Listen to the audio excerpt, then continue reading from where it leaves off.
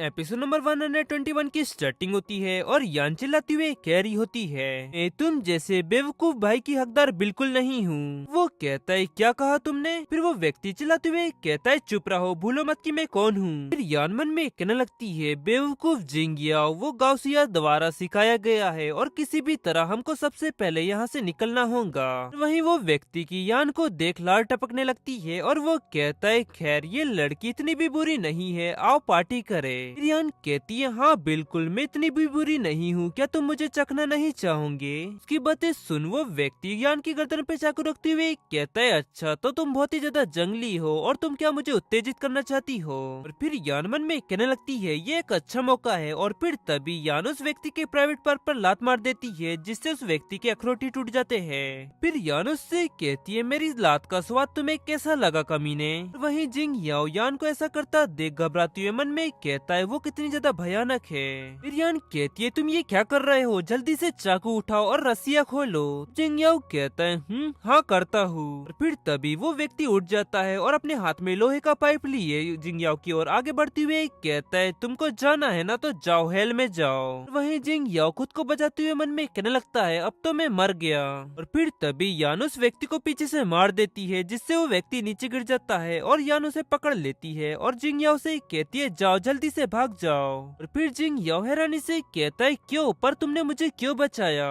वो व्यक्ति गुस्से से कहता है बिच। फिर यान चिल्लाते हुए कहती है बकवास, मैं तुमको बचाना नहीं चाहती लेकिन मुझे तुम्हें बचाना होगा। और उसे ऐसा कहता देख जिंग याओ हैरान रह जाता है। फिर तभी वहाँ ढेर सारे लोग आ जाते हैं और वो व्यक्ति चिल्लाते हुए कहता है उन्हें जाने मत देना। और फिर वो सभी व्यक्ति आकर जिंग याओ और यान को पकड़ने लगते हैं और वहीं यान चिल्लाते हुए कह रही होती है मुझे जाने दो, तुम लोग कौन हो? और फिर वो मन में कहने लगती है ये लोग कौन है और क्या ये किसी गैंग से है? ये क्या बकवास है, यहाँ पर कितने सारे क्रिमिनल्स है और मेरी किस्मत कितनी बेकार है और मुझे फूजिनजिन को बुलाना चाहिए था।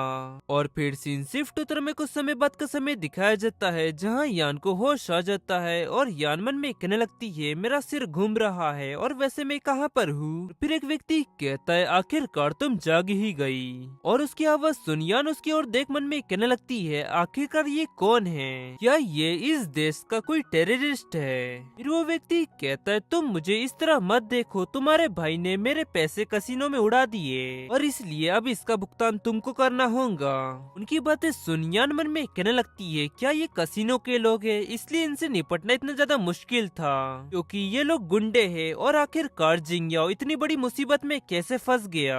और यान अपना हाथ छुड़ाने की कोशिश करती हुए मन में कह रही होती है अरे नहीं, मैं इससे छुटकारा नहीं पा सकती, ये रस्सी बहुत ही ज्यादा टाइट है। और फिर उन सभी का बॉस कहता है हमारा फिल्मों का भी बिजनेस है, तुम जुए का कर्ज चुकाने वाली एक्ट्रेस भी बन सकती हो, हमारा हीरो तैयार है और वीडियोग्राफर इनको शूट करो। और वहीं उसका व्यक्ति अपने कपड़े उतारते हुए हंसने लगता है और फिर वो जाकर यान के कपड़े खींचने लगता है और वहीं यान चिल्लाते हुए कहती है तुम ये क्या कर रहे हो? और फिर बॉस कहता है हम तुम्हारी फिल्म शूट कर रहे हैं और तुम ऐसे संघर्ष करते हुए बहुत ही ज्यादा प्यारी लगती हो और इस फिल्म के रिलीज हो जाने के बाद तुम बहुत ही ज्यादा फेमस हो जाओगी। और वहीं यान बहुत ही ज्यादा स्ट्रगल कर रही होती है और चिल्लाते हुए कहती है नहीं मुझे जाने दो।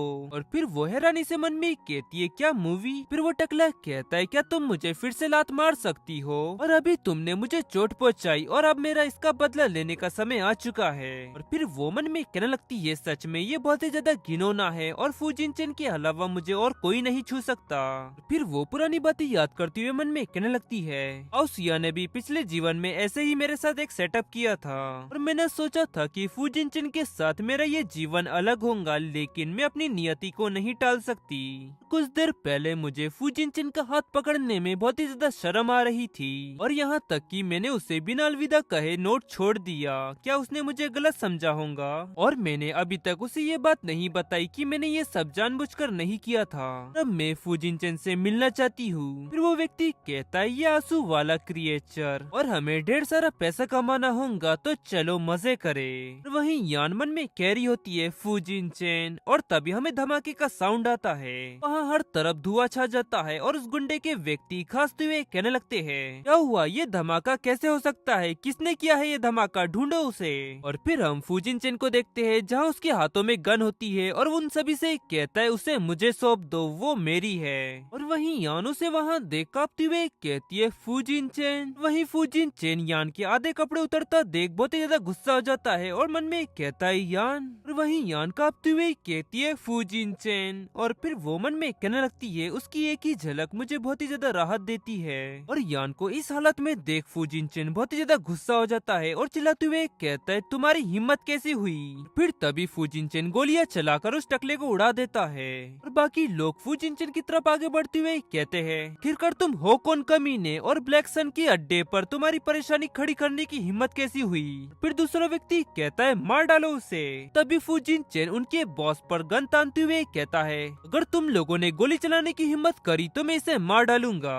और फूजिन चेन को ऐसा करता देख वो लोग कहने लगते हैं उसने बॉस को बंदी बना लिया है, वो कौन है और वो सच में बहुत ही ज्यादा फास्ट है। और उन लोगों का बॉस फूजिन चेन को देख मन में कह रहा होता है फूजिन चेन ये तो फू ग्रुप के यंग मास्टर है और ये ग्रेट फाइटर है, और फू ग्रुप के इन्वेस्टमेंट के कारण ही मैंने कई सारे क्षेत्र खो दिए और मैं बहुत ही लंबे समय से इससे नाराज हूँ। फिर वो अपने आदमियों से कहता है अपनी बंदूकें नीचे रखो। मिस्टर फूजिन चेन आप ये पूरी तरह से हमारे बीच में एक गलतफहमी है, आपका परिवार और मैं बिजनेस पार्टनर है, इसका असर हमारे कॉर्पोरेशन पर ना पड़े। और मास्टर फूजिन चेन उसके भाई पर हमारे कई सारे पैसे हैं और इसलिए वो इस फिल्म में काम कर कर पैसे चुकाना चाहती है और इसमें कुछ भी इलीगल नहीं है। इस पर फूजिन चेन उसे कुछ नहीं कहता और फिर वो गुस्से से मन में कहने लगता है ऐसा लग रहा है कि वो ये सबको टाल रहा है, खैर जैसी उसकी मर्जी। और फिर फूजिन चेन कहता है अब से उसका कर्ज मुझ पर है। और फिर वो व्यक्ति अपनी टाई ठीक करते हुए कहता है हमने कॉन्ट्रैक्ट साइन कर लिया है और हर चीज का ध्यान रखा गया है, और अगर हम अभी फिल्म बंद करते हैं तो इससे हमको बहुत ही ज्यादा नुकसान होगा।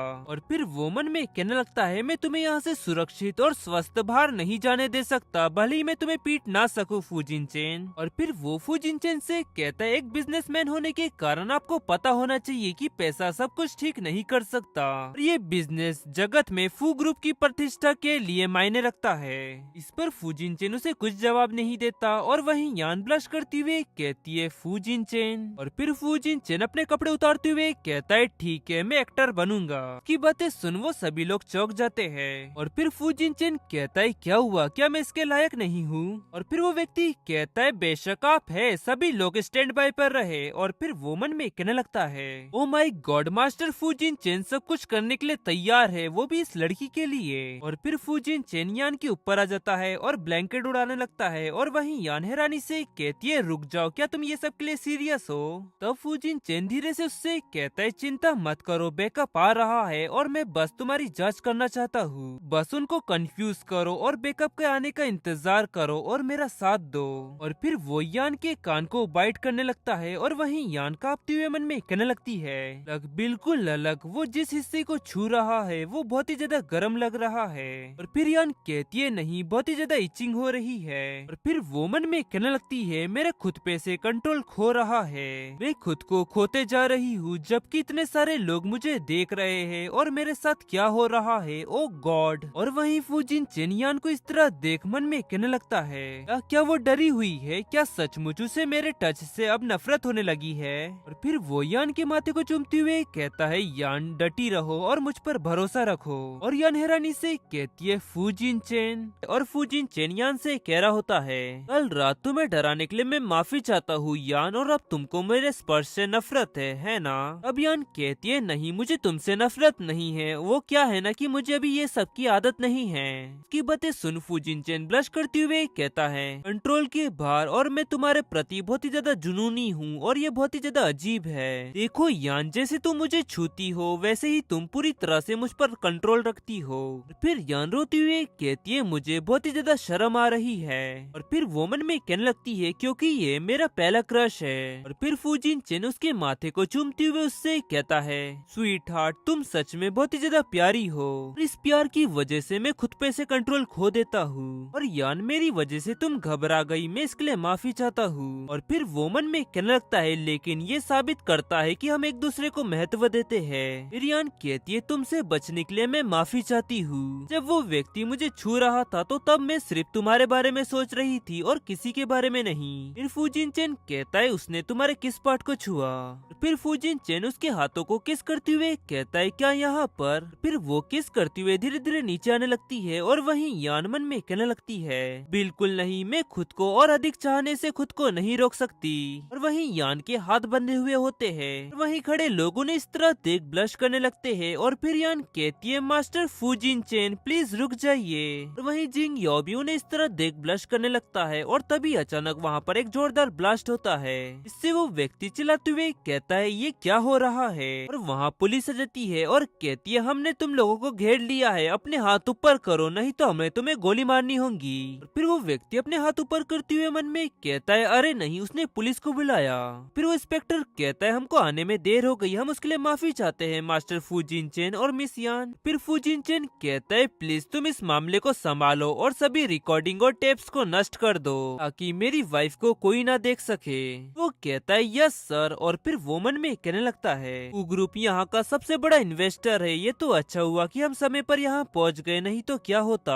वहीं यान हैरानी से मन में कह रही होती है क्या पुलिस हमारी बैकअप है, वो पुलिस को कैसे जुटा सकता है। और फिर वो उससे कहती है मैं तुम्हारी पत्नी कब बनी। फूजिन चेन कहता है कल रात से। ठीक है, और जब हम वापस जाएंगे तो हम शादी कर लेंगे और ये ट्रिप हमारा हनीमून है। फिर यान हैरानी से मन में कहती है क्या कल रात से। और फिर वो उससे कहती है हाँ ठीक है। और फिर एक ऑफिसर कहता है सर हमें ये व्यक्ति बंधा हुआ मिला। फिर यान कहती है वो मेरा भाई है। फिर यान उसके पास जाकर उसका हाथ पकड़ती हुए कहती है जिंग याओ डैड को तुम्हारे बारे में बहुत ही ज्यादा चिंता हो रही थी, अब से तुम मेरे बिना कहीं नहीं जाओगे। अब मुझे तुम पर नजर रखनी होगी ताकि तुम कोई परेशानी में ना पड़ो, क्या तुम मुझे सुन रहे हो। वही जिंग याओ यान को याद करते हुए ब्लश करने लगता है और फिर वो अपना हाथ छुड़ाते हुए वहाँ से जाते हुए कहता है तुम अपने काम से काम रखो। और वही यान कहती है तुम। फूजिन चेन और यान घर पर पहुँच जाते हैं। फूजिन चेन यान को बेड पर धक्का दे देता है और वही यान चिल्लाती हुए कहती है आ फूजिन चेन तुम इतनी जल्दी में क्यों हो। और तभी फूजिन चेन यान को किस करने लगता है। फिर वो यान की ड्रेस नीचे सरकाती हुए कहता है मैंने अभी तक अपना एग्जामिनेशन पूरा नहीं किया है। फिर यान हैरानी से कहती है क्या एग्जामिनेशन। फूजिन चेन प्लीज ऐसा मत करो। फिर फूजिन चेन उसकी बॉडी को किस करते हुए कहता है मैंने तुमसे कहा था ना कि उसके द्वारा छुई गई हर हिस्से की मैं अच्छी तरह से जांच करूंगा। फिर यान कहती है लेकिन वो तुम तो पहले ही कर चुके हो। फिर फूजिन चेन कहता है लेकिन एक और पार्ट है जिसकी जांच मैं ही कर सकता हूँ। फिर यान ब्लश करती हुई कहती है कौन सा पार्ट। और फिर फूजिन चेन धीरे से उसके कान में कहता है वो वाला पार्ट। उसकी बात सुन यान थोड़ा सा चौंकती है और उससे कहती है नहीं बिल्कुल नहीं, जिंग याओ की समस्या से निपटने में मैं बहुत ज्यादा थक चुकी हूँ और अब बहुत देर भी हो चुकी है और अब मुझे सोना है, तो मैं कल लंगड़ाते हुए चलूंगी। फिर फूजिन चेन कहता है बेशक देर हो चुकी है लेकिन जब तुम गायब हो चुकी थी तो मैं बहुत ही ज्यादा परेशान हो चुका था और इसके अलावा तुमने मुझसे वादा किया था कि तुम मुझे कांटेक्ट करोगी शरारती लड़की, लेकिन तुमने ऐसा नहीं किया तो इसकी तुमको सजा मिलेगी। और फिर यान मन में कहने लगती है उसके होठ बहुत ही ज्यादा गर्म है और उसके हाथ बहुत ही ज्यादा ठंडे और वो सच में मुझे खोने से बहुत ज्यादा डरता है और उसने वहाँ आकर पासा ही पलट दिया। और फिर फूजिन चेन कहता है खुद को खतरे में डालना बंद करो, मैं तुमसे विनती करता हूँ प्लीज, और मैं तुमको ये याद दिलाऊंगा कि तुम पहले से ही मेरी वाइफ हो। और फिर फूजिन चेन शुरू हो जाता है और फिर सीन शिफ्ट उत्तर में यान का घर दिखाया जाता है जहाँ पर यान के डैड कॉल पर किसी से कह रहे होते हैं जिंग याओ भगवान का भला है जो लकीली तुम्हारी बहन ने तुम्हें ढूंढ लिया और तुम्हें बचा लिया, तुमको इसके लिए उसका शुक्रिया करना चाहिए। अब जिंग याओ कहता है हाँ डैड मैं समझ गया। वहीं पीछे गाओ सिया हैरानी से कहती है जिंग याओ क्या वो ठीक है। अब वो उसकी तरफ गुस्से से देखते हैं और वहाँ से जाते हुए कहते हैं वो दोनों ठीक है, अब तुम आराम करने जाओ। वहीं गाओ सिया उसे ऐसा बर्ताव करता देख मन में कहने लगती है एंगलिंग मेरे तरफ बहुत ही ज्यादा डिफेंसिव हो रहा है, मुझे जल्दी ही इसे ठीक करना होगा। जिंग याओ के असली पिता की मदद लेकर मैंने यान के खिलाफ जाल बिछाया लेकिन ये बहुत ही ज्यादा कठिन था, लेकिन आखिरकार प्लान बर्बाद हो गया। वहीं दूसरी तरफ जिंग याओ कह रहा होता है ओके मैं अब देखता हूँ डैड। फिर तभी वो व्यक्ति वहाँ आते हुए कहता है वाह अपने पागल पिता के साथ तुम अच्छे संबंध बना रहे हो। और जिंग याओ उसे वहाँ देख हैरानी से कहता है तुम तुम यहाँ, तुम्हें तो जेल में होना चाहिए था। फिर वो व्यक्ति कहता है ये मेरा एरिया है और पुलिस मुझे इतनी आसानी से नहीं पकड़ सकती। मेरे बच्चे के समान कायर होकर भी तुम बहुत ही ज्यादा निकम्मे हो। उसकी बातें सुन जिंग याओ गुस्से से चिल्लाते हुए उससे कहता है आखिरकार तुम किस बारे में बात कर रहे हो और तुम मेरे डैड की बेइज्जती नहीं कर सकते। और वो व्यक्ति जिंग याओ के पास आकर उससे कहता है अच्छे, तुम्हारी मॉम और मैंने मिलकर यान को मारने और तुम्हें यान ग्रुप का स्वामी बनाने के लिए इस किडनैपिंग की प्लानिंग की थी और तुम्हारी मॉम ने ही मुझे तुम्हें किडनैप करने के लिए कहा था और यही कारण है कि मैं तुम्हारा असली पिता हूँ। उसकी बातें सुन जिंग याओ चौंकते हुए चिल्लाते हुए कहता है क्या तुम ये क्या बकवास कर रहे हो।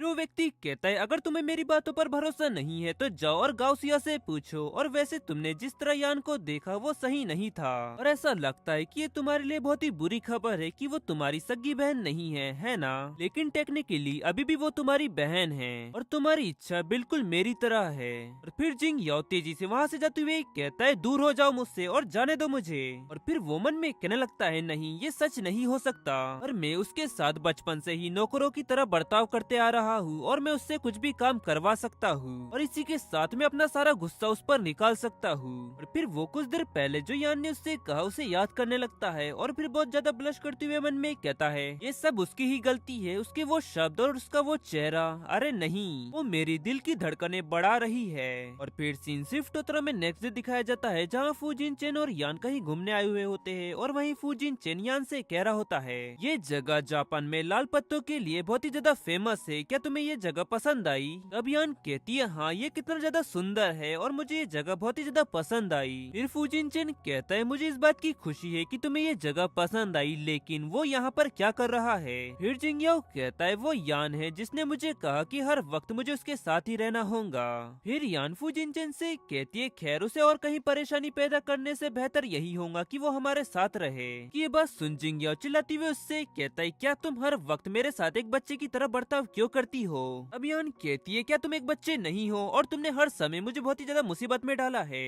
जिंग याओ कहता है तुम, और फिर वो पीछे मुड़ते हुए मन में कहने लगता है ये बेवकूफ लड़की वो गैंगस्टर पुलिस के हाथों से भाग चुका है, इसलिए बस मुझे उसकी चिंता है। फिर फूजिन चेन कहता है ठीक है तो फिर उस पर नजर रखने के लिए 3 पेशेवर गार्ड्स को मैं नियुक्त करूंगा। फिर वो चुटकी बजाता है और 3 गार्ड्स आकर जिंग याओ को उठा लेते हैं और वहीं यान हैरानी से कहती है वो तीनों गार्ड्स जिंग याओ को वहाँ से ले जाने लगते हैं और वहीं जिंग याओ चिल्लाते हुए कह रहा होता है ही मैं कोई कैदी बिल्कुल नहीं हूँ, जाने दो मुझे। फिर फूजिन चेन यान का हाथ पकड़ती हुए उससे कहता है तुम्हें उसके बारे में चिंता करने की कोई जरूरत नहीं है, तुम मेरे साथ इस सीनरी का आनंद लो। तब यान कहती है हाँ जरूर, लेकिन इस जगह पर हमारे अलावा और कोई क्यों नहीं है। अब फूजिन चेन कहता है क्योंकि मैंने इस जगह को पूरे एक दिन के लिए बुक कर लिया है। कि ये बात सुन यान थोड़ा हैरान होती हुए कहती है क्या ये सब जरूरी है, चाहे तुम कितने भी अमीर क्यों ना हो लेकिन तुम इस तरह पैसे बर्बाद नहीं कर सकते। तभी यान की कमर मुड़ जाती है और वो गिरते हुए मन में कहने लगती है आउच मेरी कमर। फिर तभी फूजिन चेन उसे गिरने से बचा लेता है। फूजिन चेन यान से कह रहा होता है यान क्या तुम अभी भी कमजोर हो और मैंने तुमसे कहा था ना कि घर पर तुम आराम करो। तब यान कहती है बेड पर तुम्हारे द्वारा थक जाने के बजाय मैं बाहर घूमना पसंद करूंगी। और फिर वो मन में कहने लगती है जब से उसने सजा के बारे में मुझसे बात की है तब से मुझे प्राइवेसी नहीं मिली है। और फिर फूजिन चेन यान को अपनी गोद में उठाते हुए उससे कहता है अच्छा ठीक है तो फिर मैं इसकी जिम्मेदारी लेता हूँ। और वहीं यान उसे ऐसा करता देख कहती है तुम ये क्या कर रहे हो फूजिन चेन, और ये दिन का समय है। अब फूजिन चेन कहता है मैं तुम्हें किसी जगह ले जाऊंगा और शांत रहो और मैं वहाँ जाकर तुम्हें उतार दूंगा। और फिर फूजिन चेन यान को एक लेक के पास ले जाता है और उसे वहाँ उतार देता है और कहता है ये देखो। और यान उस रेनबो को देख कहती है वाओ वो कितना ज्यादा सुंदर है। फूजिन चेन कहता है हाँ तुमने ठीक कहा और तुम मुझे अपनी इमरजेंसी लिस्ट में ऐड करो, और यान अगर कोई भी इमरजेंसी आए तो तुम मुझे तुरंत कॉल करना। और वहीं यान मन में कहने लगती है फूजिन चेन और उससे कहती है हाँ ठीक है। फिर वो मन में कहती है मुझे इतनी ज्यादा खूबसूरत यादें देने के लिए तुम्हारा शुक्रिया। और फिर वो उसे गले लगाते हुए कहती है मैं ये देख रही हूँ तुम्हारा शुक्रिया। और फिर तभी फूजिन चेन यान की नेक पर किस करने लगता है और वहीं यान कह रही होती है नहीं फूजिन चेन प्लीज ऐसा मत करो, हम होटल में नहीं हैं। तब फूजिन चेन कहता है कोई बात नहीं, हमें कोई नहीं रोकने वाला। फिर यान कहती है भले ही यहाँ पर लोग नहीं है लेकिन यहाँ का स्टाफ तो है ना यहाँ। और फिर फूजिन चेन उससे कहता है तुम ये बात जानती हो कि तुम्हें मुझे किस तरह धन्यवाद देना है ना। फिर यान कहती है तुम रिस्पॉन्सिबल बिल्कुल नहीं हो। और फिर यान मासूम से चेहरा बनाती हुए उससे कहती है प्लीज मास्टर फूजिन चेन मुझे मुझे जाने दीजिए और मेरी कमर में बहुत ही ज्यादा दर्द हो रहा है। और फिर वो रोने लगती है और वहीं फूजिन चेन उसे इस तरह देख मन ही मन हंसने लगता है और फिर वो उससे कहता है ठीक है, इस बार मैं तुम्हें मजबूर नहीं करूंगा, लेकिन अभी तुमको मुझे कंफर्ट करने के लिए मुझे किस करना होगा।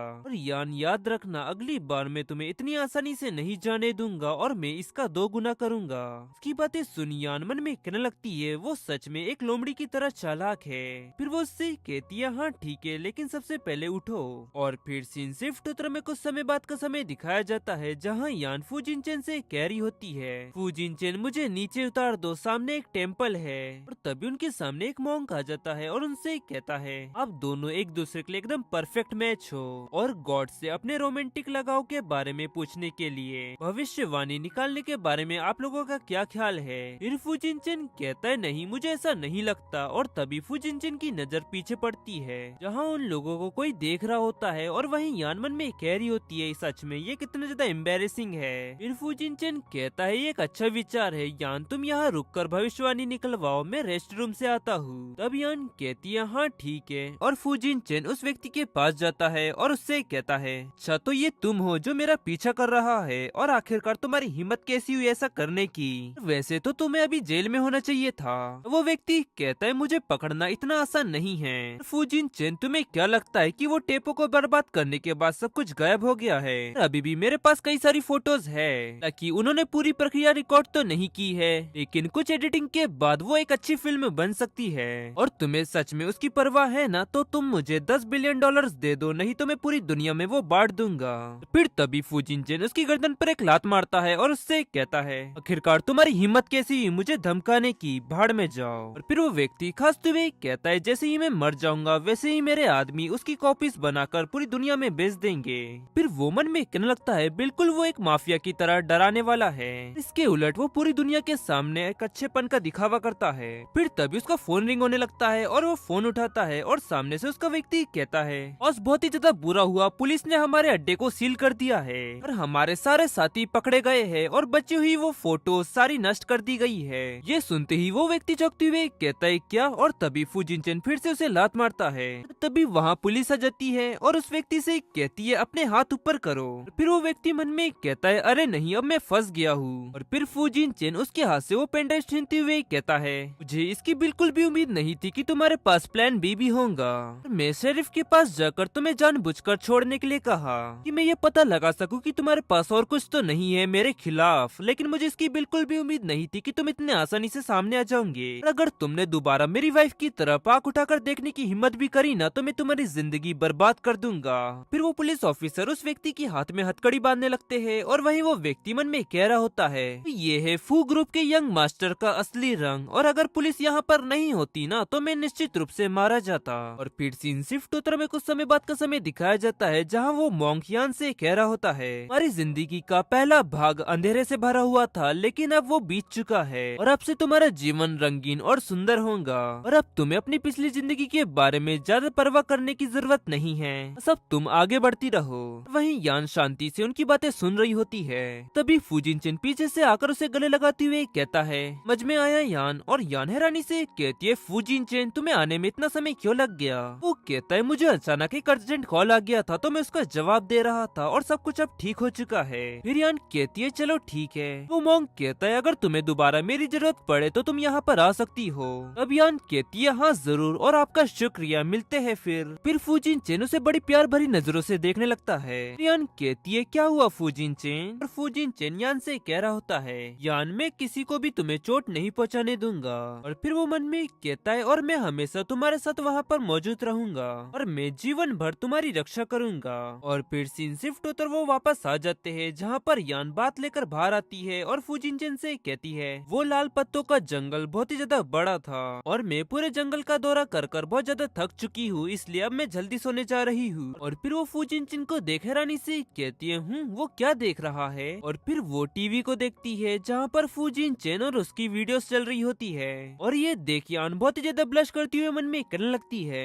ये वीडियो से कहाँ से मिली और आखिरकार वो ये सब क्यों देख रहा है? और फिर यान जाकर टीवी के सामने खड़ी हो जाती है और उससे कहती है तुमको ये कहाँ से मिली और इसे बंद करो। अब फूजिन चेन उससे कहता है शांत हो जाओ यान, ये पूरी दुनिया में एक ही कॉपी है। फिर यान कहती कहती है वो बात नहीं है, इसे डिलीट करो, ये बहुत ही ज्यादा एम्बेरेसिंग है। और फिर तभी फू जिनचन यान का हाथ पकड़ उसे अपने पास खींचते हुए कहता है तो फिर ठीक है यान, तुमको अपना चेहरा देखना चाहिए जब तुम मेरी बाहों में थी। और फिर यान टीवी स्क्रीन देखने लगती है जहाँ पर वो चिल्लाते हुए कह रही होती है आ मास्टर फू जिनचन। और फिर वो मन में कहने लगती है क्या ये मैं हूँ, क्या सच में जब उसने मुझे किस किया और छुआ तो क्या मैंने उसे ये रूप दिखाया। और फिर फू जिनचन कहता है देखा तुम्हारा चेहरा ये साफ साफ कह रहा है कि मेरा छूना तुमको पसंद है। क्या तुमने वो आवाज सुनी, तुम्हारी वो आवाज कितनी ज्यादा सॉफ्ट थी। फिर यान कहती है प्लीज फू जिनचन इसे बंद करो, ये बहुत ही ज्यादा अजीब है। और उसे इस तरह देख फू जिनचन और ज्यादा ब्लश करते हुए कहता है लेकिन अब तुम मुझे और ज्यादा उकसा रही हो।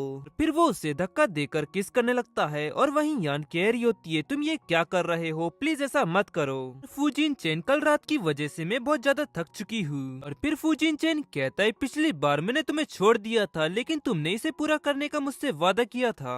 और फिर फू जिनचन उसे किस करने लगता है और वहीं यान मन में कहने लगती है अरे नहीं अब मैं हिल नहीं पा रही हूँ जब भी वो मुझे छूता है। और फिर वो उससे कहती है नहीं प्लीज मैं तुमसे विनती करती हूँ। और फिर वो मन में कहती है अब मैं इसे और ज्यादा सहन नहीं कर सकती। अब फू जिनचन कहता है तो फिर यान तुम मुझे उस नजर से बहकाओ मत। और यान क्या तुम मेरी परीक्षा ले रही हो। और फिर वो गहरी सांस लेने लगता है और हाथ नीचे ले जाते हुए कहता है चलो ये करते हैं। और यान हैरानी से कहती है क्या। और फू जिनचन शुरू हो जाता है और फिर यान कहती है नहीं रुक जाओ मास्टर फू जिनचन। और वहीं फू जिनचन मन में कहने लगता है यान तुम सिर्फ मेरी हो और मैंने इसका बहुत ही लंबे समय से इंतजार किया है। और फिर सीन शिफ्ट होता में नेक्स्ट डे की मॉर्निंग दिखाई जाती है जहाँ फू जिनचन यान को देख मन में कह रहा होता है यान तुम्हारी भी एक दिन ऐसी ही इच्छा होंगी जैसी अभी मेरी है। और फू जिनचन कह रहा होता है गुड मॉर्निंग यान। और फिर वो यान के माथे को किस करते हुए मन में कहता है यान बस तुम ये सब करने से बहुत ज्यादा थक जाती हो, सच में तुम बहुत ही ज्यादा सुंदर हो। और फिर वो उससे कहता है चलो यान उठ जाओ हमें फ्लाइट पकड़नी है और चलो मैं तुम्हारे कपड़े चेंज करने में तुम्हारी मदद करता हूँ। और फिर यान थोड़ा सा चिल्लाती है। और फिर सीन शिफ्ट होकर वो सभी लोग हमें शंघाई इंटरनेशनल एयरपोर्ट पर दिखाए जाते हैं जहाँ पर यान कह रही होती है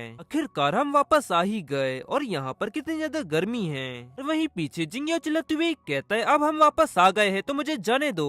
और फिर फू जिनचन कहता है उसे सुरक्षित घर ले जाओ। और यान के डैड ने यान को उस पर नजर रखने के लिए कहा था तो उसे सुरक्षित घर ले जाओ और उसे खुद की आंखों से ओझल मत होने देना। और फिर गार्ड्स कहते हैं यस सर। और फिर जिंगियो गुस्से से कहता है कमीने में क्यों भागूंगा, भला मैं कोई कैदी थोड़ी हूँ। और फिर फू जिनचन यान के माथे पर किस करते हुए कहता है बिजी शेड्यूल होने के कारण यान हम पूरे देश भर नहीं घूम पाए लेकिन अगली बार यान मैं तुम्हें हर जगह ले जाऊंगा। फिर यान कहती है हाँ यही तो कारण है कि पिछले कुछ दिनों हमको होटल में रहना पड़ा।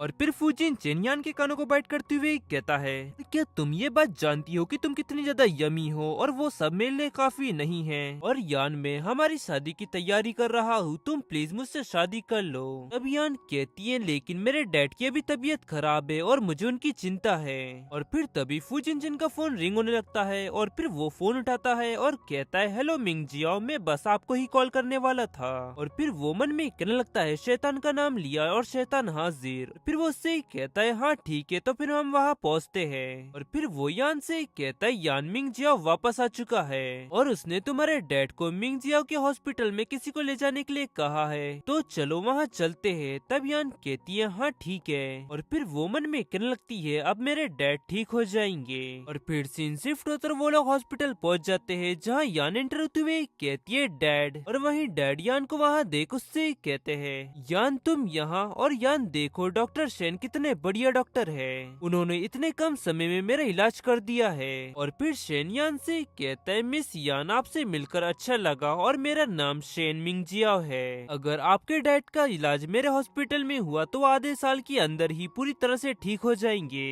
और फिर यान कहती है आपका बहुत बहुत शुक्रिया डॉक्टर शेन। तब शेन कहता है ये तो बस मेरा फर्ज था। और फिर वो मन में कहने लगती है फू जिनचन के बचपन के दोस्त के रूप में डॉक्टर शेन बहुत ही ज्यादा खूबसूरत है और सक्षम भी। और फिर शेन वहाँ से जाते हुए उससे कहता है लेकिन मेरी एक शर्त है कि ये बात सुन। यान हैरानी से कहती है क्या। फिर शेन धीरे से उससे कहता है तुम जैसी लड़की फू जिनचन के लायक नहीं हो तो बेहतर होगा कि तुम जल्दी ही उसे छोड़ दो। और यान उसकी ये बातें सुन हैरानी से कहती है फिर शेन आगे बढ़कर फू जिनचन के पास चले जाता है और वहीं यान उसे देख मन में कहने लगती है क्या उसने क्या कहा, क्या उसने मुझे अभी अभी धमकी दी। और वहीं शेन फू जिनचन से कहता है फूजिन चेन, अब तुमको चिंता करने की कोई जरूरत नहीं है। और गाइस इसी के साथ एपिसोड नंबर 130 यहाँ एंड होता है। पसंद आया तो लाइक एंड सब्सक्राइब जरूर करें। मिलते हैं आपको जल्दी नेक्स्ट एपिसोड में।